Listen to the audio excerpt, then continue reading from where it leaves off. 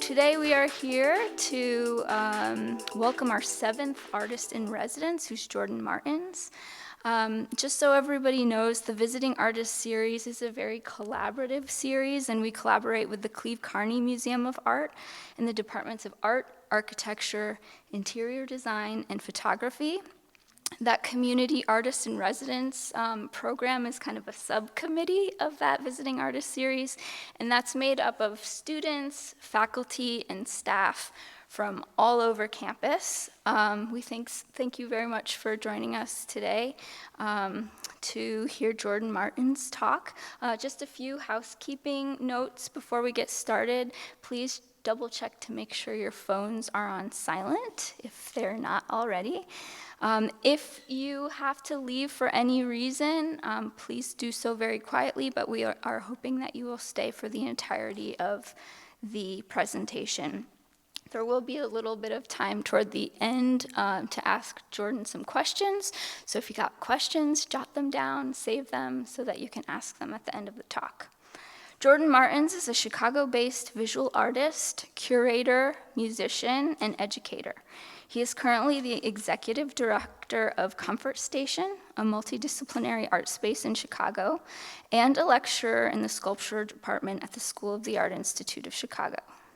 Martin's visual work is based in collage processes, including painting, photography, video, and installation. He has exhibited nationally and internationally in spaces such as Stoveworks, Goldfinch, The Mission, the Franklin, an experimental sound studio, lots of others. He was recently featured in volume 155 of New American Paintings and is receiving funding from the MacArthur Foundation's International Connections Fund for a multidisciplinary project with international artists in Salvador, Brazil, and Chicago. Jordan is going to be working for the next 2 months with our library students, our art students, and photo students on discovering unconventional archives on and around campus. And then he's going to be organizing an exhibition of student work related to the archives, which will open in November. So if you're interested in that, follow us on Instagram. We are at art.at.cod, and you can kind of stay up to date with what's happening with Jordan's residency. So we're all looking forward to being part of this experience as Jordan is with us for the next few months. Please join me in welcoming Jordan Martins.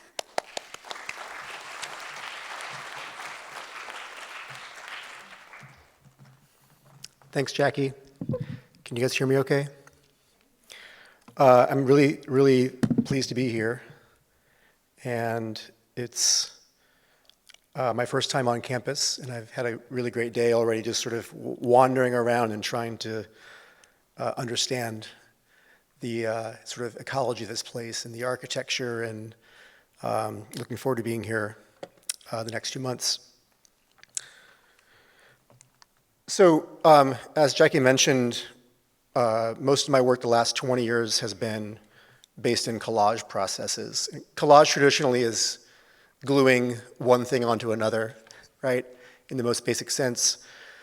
To me, the thing that excites me about collage is the way you can kind of court surprises, or I guess even accidents at times, when you deal with materials that are from different contexts. They can kind of combine in ways you can't predict.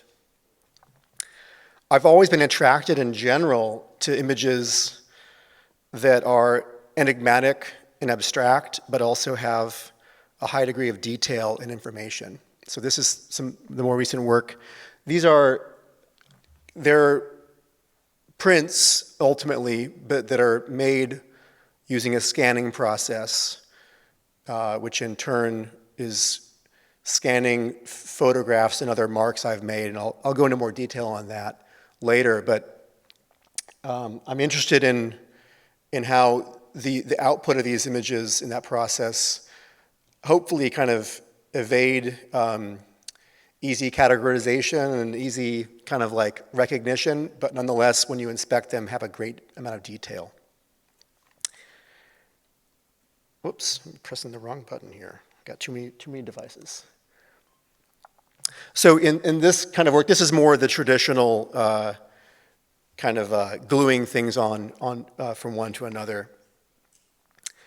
I often start with some background image and then try to find something that can just graft onto it and activate it in some sense. So the collage on the left was a photograph I took in Brazil of some construction workers mounting a sign shot from the back, and I had some random triangles in my studio from a different project, and I just thought, can I throw them there and see if they activate it in some way? And because a lot of the work I deal with is photographic in nature or pulling from kind of like detailed drawings or older paintings, again, I'm interested in how a collage itself can become kind of an archive. It can be a repository of things that were or things that have happened.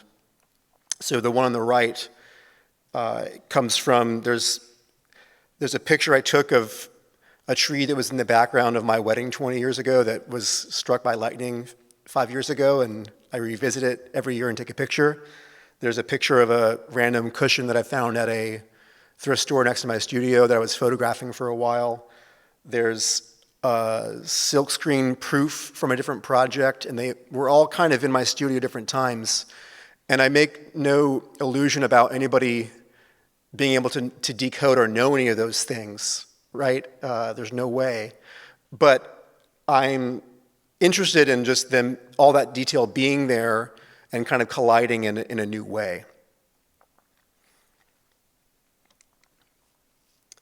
And here's just some more recent collages in that vein.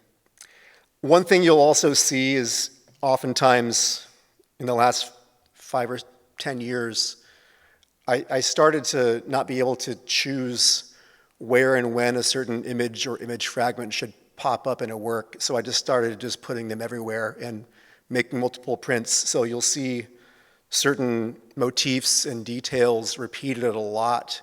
If they get generated in one point in the process, I'll just keep on using them over and over again in new configurations. So if you were to look at the one on the right here, this one here, and these two here, you'll start to see just repetitions building up. That kind of promiscuity of imagery is also something I'm really interested in, just the spilling out of things.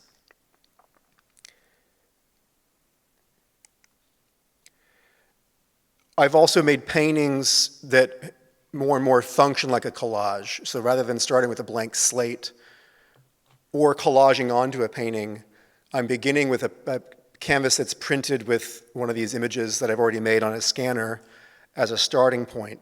And then it becomes kind of a game of thinking about how I can make the paint behave in a certain way in response to or in the kind of context of what the image is.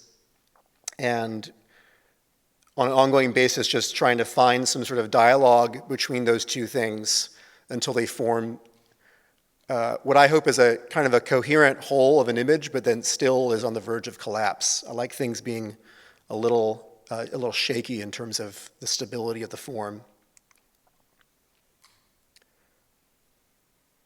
Here's another painting in that kind of vein here, and I'll say too, I like also the way in which this reiterative looping promiscuous process starts to kind of confuse the order of operations. So the original image that I printed on the canvas was an image that was a scan that had a few painting strokes on an image.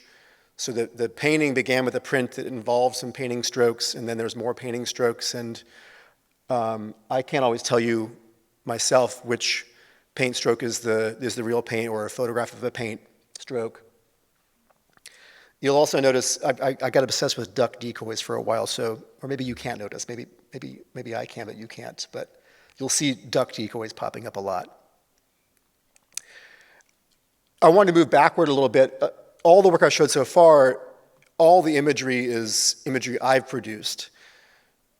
Traditionally, historically, I think most of us who get involved in collage, it's often because we're very interested in found imagery and very interested in kind of the thrill of stumbling upon something that already exists. And I've moved away from that in favor of, I think, the ways that collaging invites successive rounds of transformation and mutation.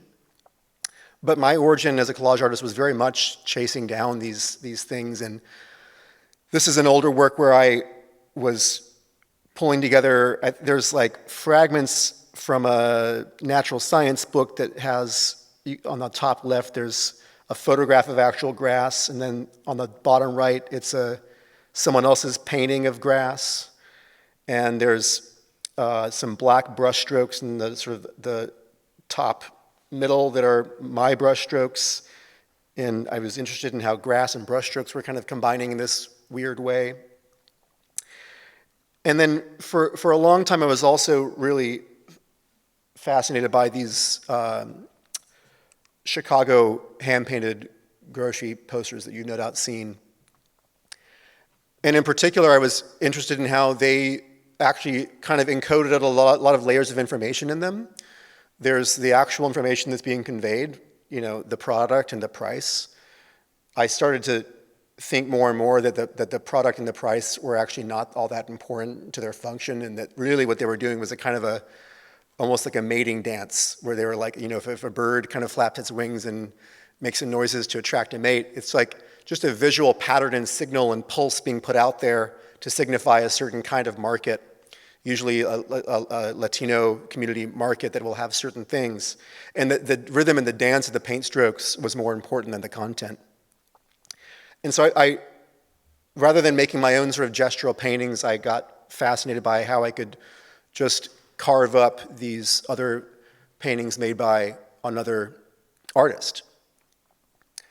And I started to get really interested in how there was almost like a personality that you could see in these paintings, and once in the original paintings. Once you start looking at them in Chicago, and if they're around here, start looking at them, you'll notice really specific patterns of how the font system works. And to this day, I've been trying to track this guy down. I called a company that made the signs and tried to ask them who's making them, and they thought I was trying to steal their secrets, and they wouldn't tell me. So to this day, I don't know who the, I think, brilliant master is. I see a lot of connection to Japanese painting, actually, in these brushstrokes. And in particular, I love how the negative space inside the 6 or the 9 or the letters become hyper abstract. I love the ways that they meld together. That if you look at the letters and the numbers, there's not a really worried need to kind of have space between the numbers and letters for readability's sake. They just kind of let them bulge together. So when you pull from those as the material for making a painting collage, in this case, it carries with all that. And in other work of mine, I'm just showing a brief detail here. For a long time, this is when I was still doing kind of appropriated imagery. I was interested in just, again, the density of information there. I was interested in how they kind of combine formally and in an image and how they kind of relate and bounce off of each other, but also that if you took the time to inspect it, there's just a lot of detail to be found. Like just the quality of detail, the quality of information is there in a very otherwise abstract context. So eventually, like as I said, my own work shifted away from the appropriation aspect, which I, again, was kind of infatuated with the thrill of that hunt of finding these interesting materials that carried so much weight with them. But I just fell down a different rabbit hole of creating my own imagery and seeing how I could kind of tumble it forward in the process. So these are two images that come from sort of two different bodies of work. The one on the right was from a residency I did at a place in Chicago called the Weaving Mill. And I did a month-long process of making collaborative masks with the clients there. It's a facility that works with developmentally disabled folks in Chicago. There's a lot of art therapy and other things going on. So we spent a month making these collaborative masks, and I photographed them wearing the mask at the end of it. At the same time, I was just experimenting in my own studio with a photographic still life format, in large part because my wife and I just had a kid, and I was trying to figure out how I can get back in my studio, and the still life format was the most convenient thing. Just have some objects on a table, have the camera and the lights set up. If I get 20 minutes to go to my studio, I can take pictures rather than mixing paint and cleaning brushes. So I was exploring this sort of the still life format out of a creative expedience. And I eventually started to try to combine these two kinds of things. So you can see here elements of both of these worlds. And to simplify it, what I do is I will print these photographs, tear them or cut them. Oftentimes I'll paint on them. And as I scan them again, I could then collage them, glue them together in the traditional format.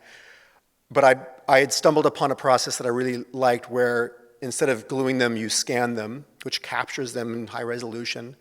But also if you kind of move them around as they scan, they create little disturbances and glitches and variations. And that kind of scanning collage process became kind of the core of my studio.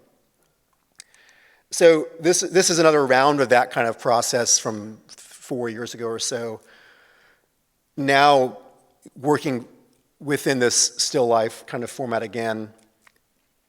And I was gathering things together based on conceptual interests of mine that included things like camouflage theory and Dutch still life and other sort of visual references. But I was otherwise just trying to gather them together without overthinking it and just shooting them in different lighting and to use as source imagery. So you can see here on the left is one of the original still life photographs.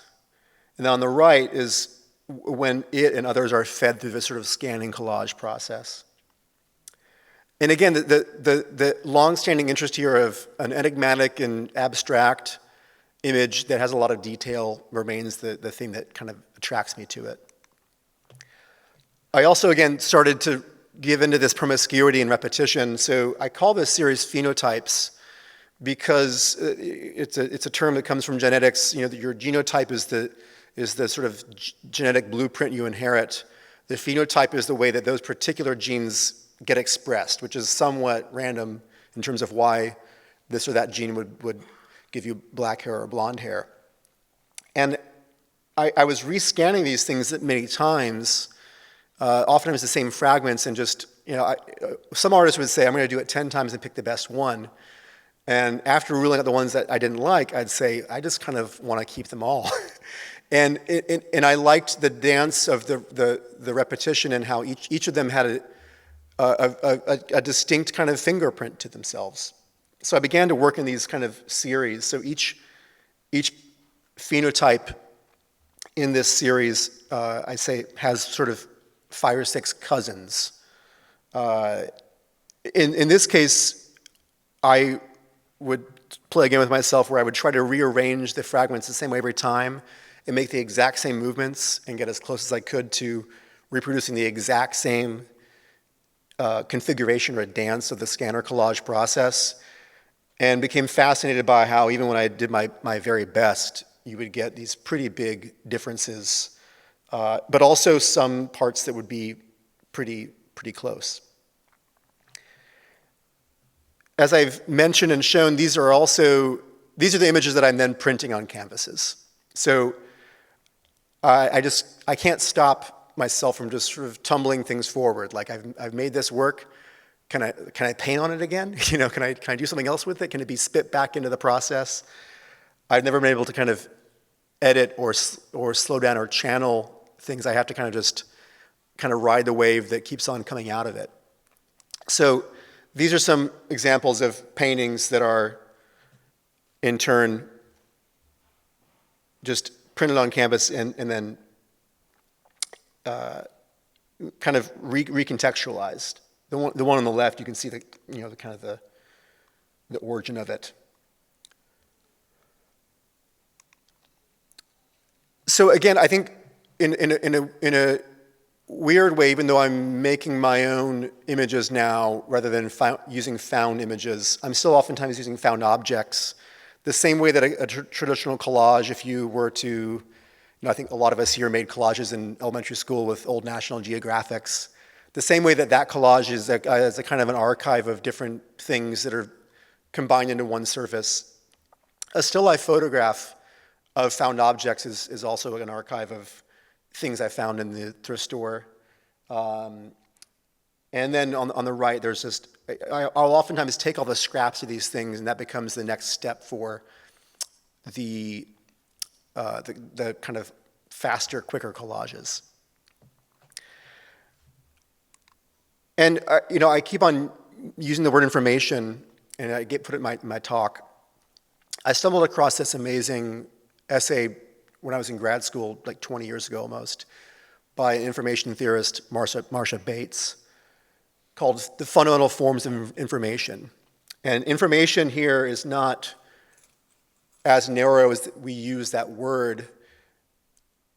Information is the pattern of organization of matter and energy. So think about what all that would encompass, which is to say everything.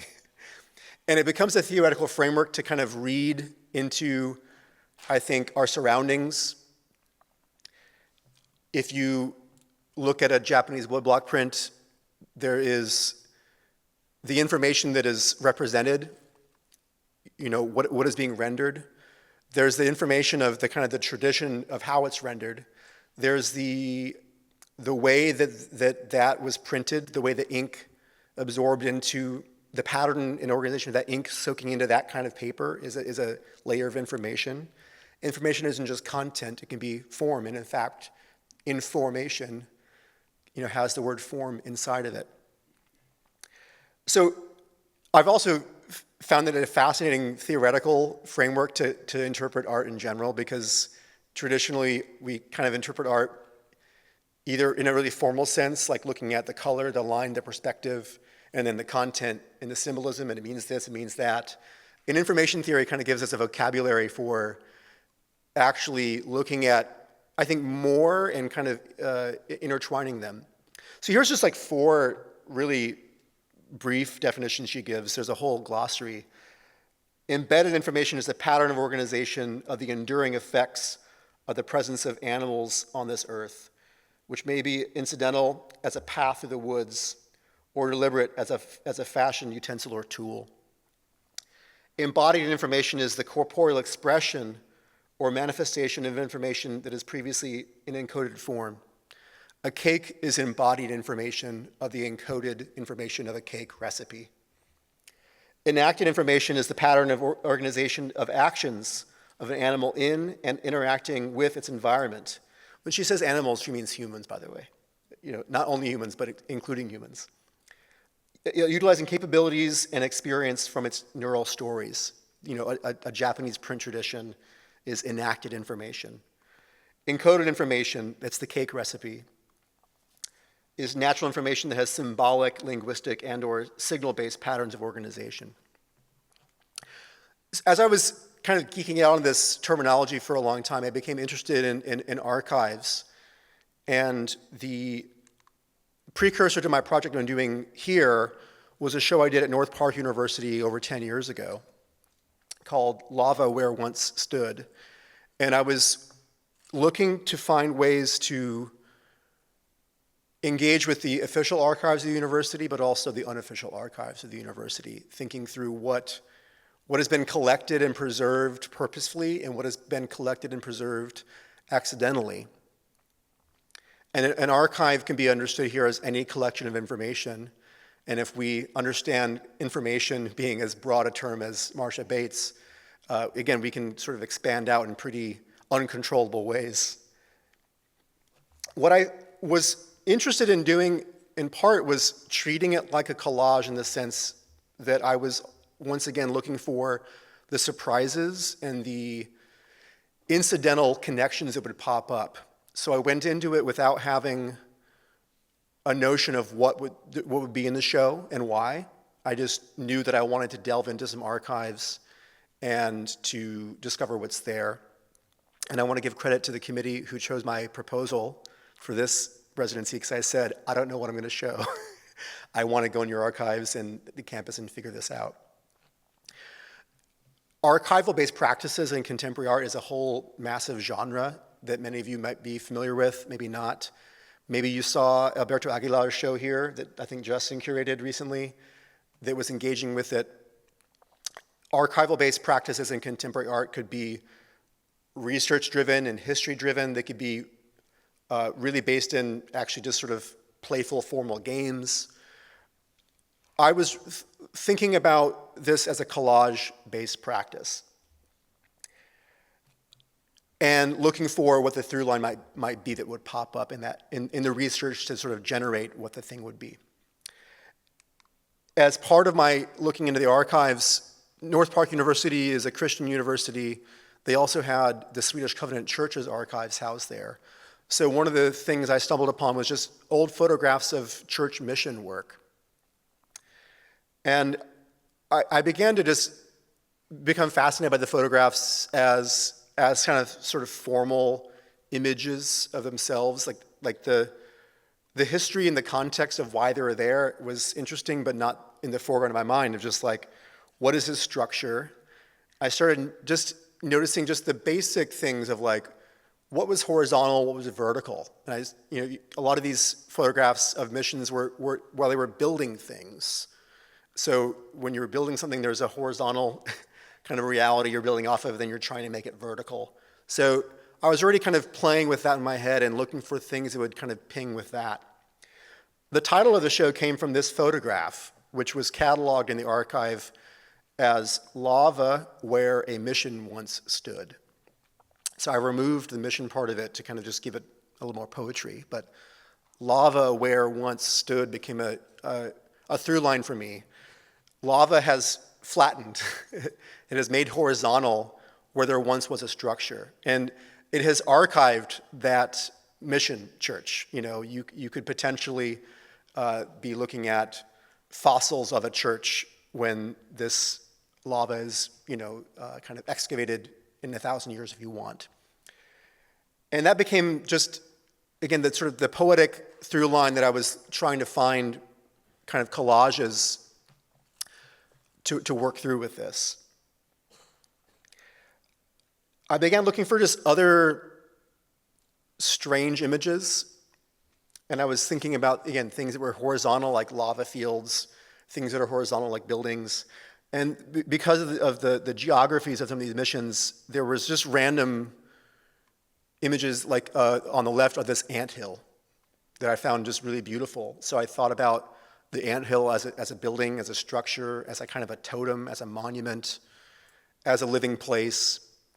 And then I was finding all these pictures of gravestones that had paint on them. I don't know why in the archives there was paint on these photographs. And I was just kind of collecting them. Obviously, gravestones are some of the most poetic kind of archives. Like someone is here, a life is now located here, and we're marking it with not just information, but a stone, a monument to mark that. This was all happening. The gallery I was working in was in a building called Carlson Tower. This is the best photograph I could get you of Carlson Tower, because as I was making this presentation, I was like Googling Carlson Tower, North Park University. I could not find a picture of it. It's a building that was built in the 50s or 60s, pretty brutalist. At the time, it was a really important building to North Park's campus. Today, if you Google it, you cannot find it. Lava where once stood. Like, this thing is no longer part of the record. So as I was driving here this morning, I passed by the university by accident, and I took this picture this morning on the way here. And so there it is, Carlson Tower. Thank you for your service. As I continue to do this, I found other kind of strange context that I was happening to be find myself in. The Johnson Center, that should read 2014, I believe. Yeah, 2014, is the new science building. It's 10 years old, but it's the newest science building in North Park University. The month I was doing this project was the same month this was being inaugurated. So they were removing, they were, I'd say, decommissioning the science classes in Carlson Tower, which also has the art gallery, and inaugurating a new science center here. And I found that to be really fortuitous and strange also, that I happen to be in this moment where this changeover is happening. Meanwhile, the Johnson Center was being built on this kind of small hill that had previously housed the old library. And as I was talking to folks on campus looking for different archives to pull from beyond the university archives, what piles of stuff are around, I spoke with Carl Wiestrom, who is the head of physical plant. And Carl, I was telling this to Jenny, the archivist here today, Carl sort of inherited this job from his father. His father was the university head of physical operations, and Carl grew up in an apartment above the facilities for the university. So if anybody knows the campus, this guy knew it. And he said, yeah, I have some things laying around. And he had the cornerstone of the library that was originally on the site that the new science building was being inaugurated on during this exhibition being formed. And I thought that was really lucky and fortuitous and interesting. And again, here you have this kind of this kind of vertical structure that is the last remnant of a thing that was flattened. And again, this became the through line of the whole project. And on, I was just looking for objects and images I can sort of pull into this game. So there are clothespins that were stained from the chemistry department sort of experiments. I'm terrible with my sort of science class memory, but there's some sort of thing you do to sort of stain and test things, and they left the clothespins there. Carl also had old trophies or old kind of commemorative plaques for athletes who had done important things, and he had been told to remove them from the entry of this building and throw them out, and Carl put him in the basement of a dorm to hold on to for posterity. I found fossils from a geology class that was no longer in existence, and I painted it with pigment from another science class.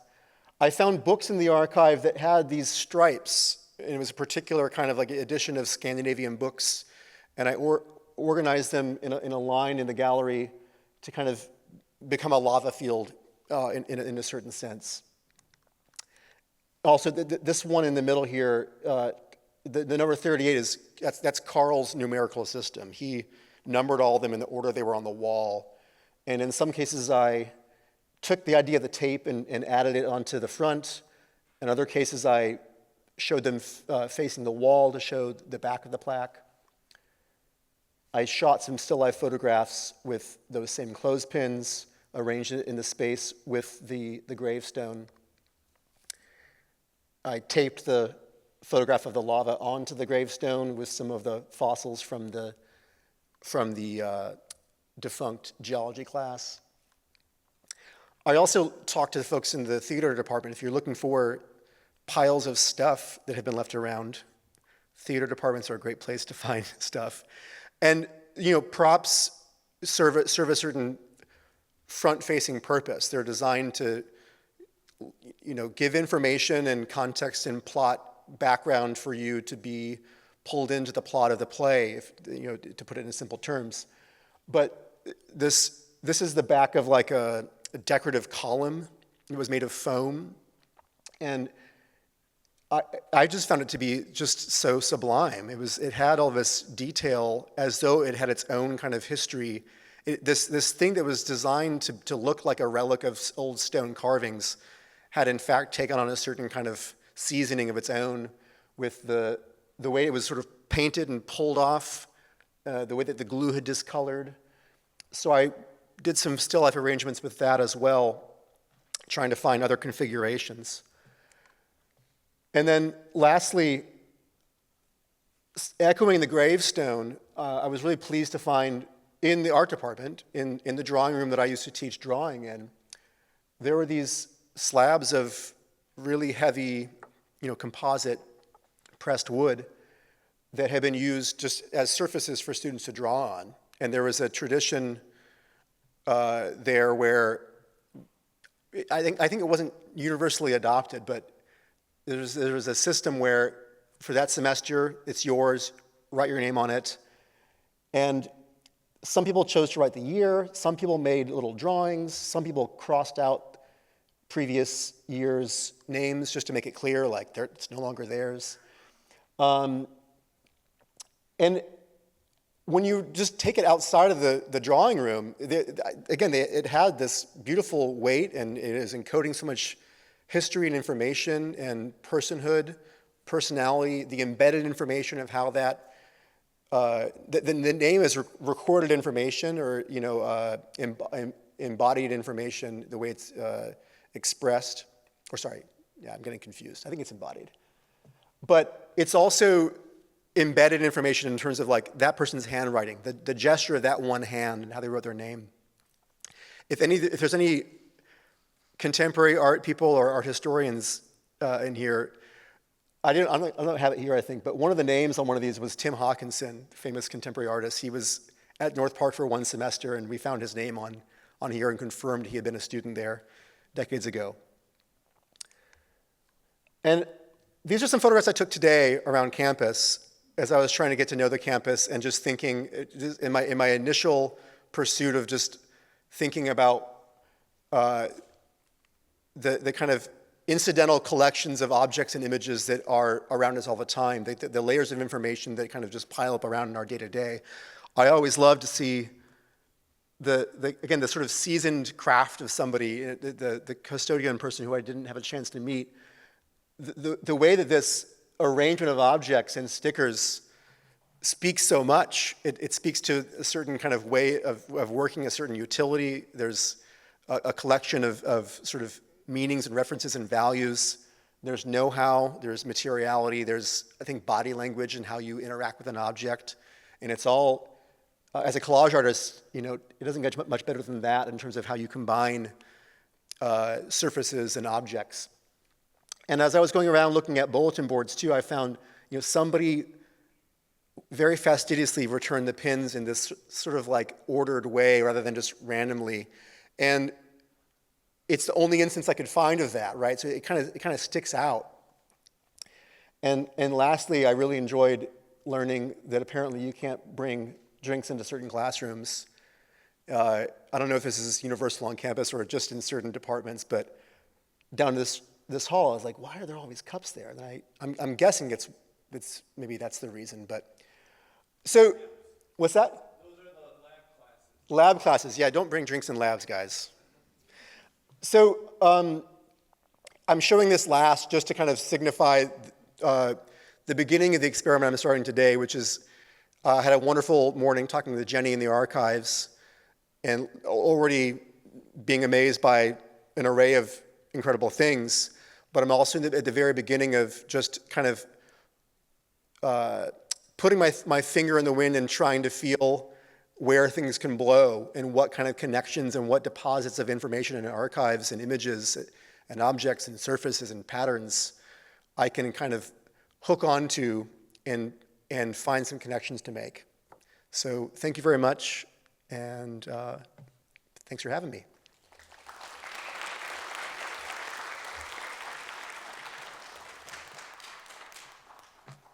We have time for a couple of questions for Jordan.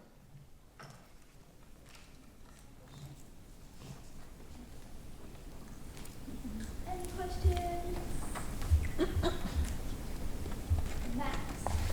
When did you first realize that you liked doing collage? Oh, good. I remember making some collages for an assignment in high school, and then I had an exhibition, a very informal one, at a coffee shop I would go to, and I was showing the owner a lot of my work, and I was like, I want to show these paintings, and he was like, paintings are fine, but I like these collages. Have you thought about making more collage? I was like, no, I don't think so, and I should write him a thank you letter. So it was my like senior year of college when I was trying to figure out what to make for my kind of final projects as I was arcing towards my senior year, and I got really interested in it was like newspaper and how newspaper was informational but textural, and I just started to play with it, and then I was combining it with other sort of forms of writing, which is itself a kind of a collage. You're grafting one thing onto another. And then, yeah, that was 2001. And everything I've made since then, I think, even when I'm not making it as a collage, it can be really read with that through line. So it's been around 24 years. Yes, what would you say is like your favorite piece that you've done, or the one that you want to be remembered by? Oh, wow. Can I go back? Maybe I can't. Bobby, thank you. This one on the left. No, just kidding. I can't give one piece. I'll say this. I'll say this. I'm really proud of this work. A lot of artists, have this problem where after some amount of time after you've made it, you start to hate the thing that you made. You're proud of it when it comes out, and then you look back at it and you're embarrassed by it. And this one, I don't have that feeling about it. So, I'm proud of it.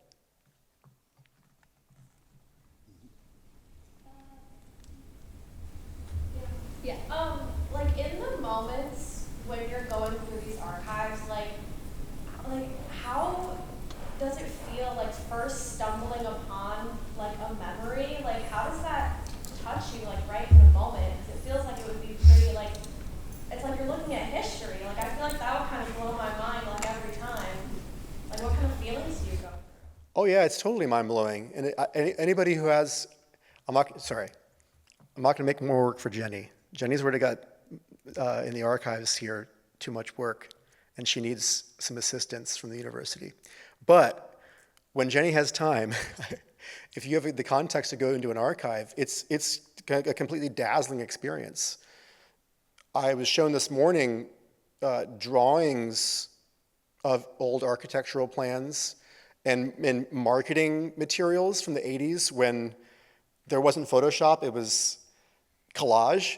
You had to draw or paint something and then kind of annotate it, and then it was sent to the marketing department for approval, and they put a piece of vellum over it and drew notes on it. And that kind of thing wasn't like a historical document or a memory. It was just this kind of amazing object people had touched. So it's overwhelming because you can go into any little micro part of an archive, unofficial or official, and I think dive down and still find things. So to me, in this process, as I've sort of outlined for myself, what I'm trying to do with this, which is different than what other artists dealing with an archive would do, I have to sort of find the through line that I'm looking for, which means oftentimes like, that's fascinating and impactful, I can't linger there. I have to kind of keep on jumping back in to find the things that will light up a path for the collage I'm making. So it's overwhelming with the like grandeur of all these things.